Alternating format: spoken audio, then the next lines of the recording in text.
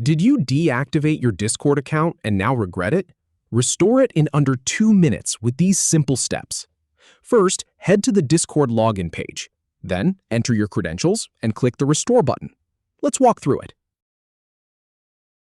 Start by heading over to the Discord login page. Then go ahead and type in the email address associated with your account. Now enter the password for that account.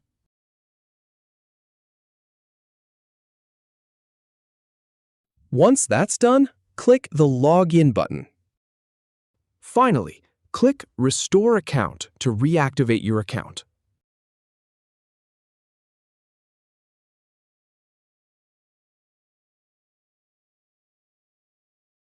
If you have any feedback or if any info is inaccurate, please leave a comment below. We'll do our best to answer or redo the video if needed. Thanks for watching.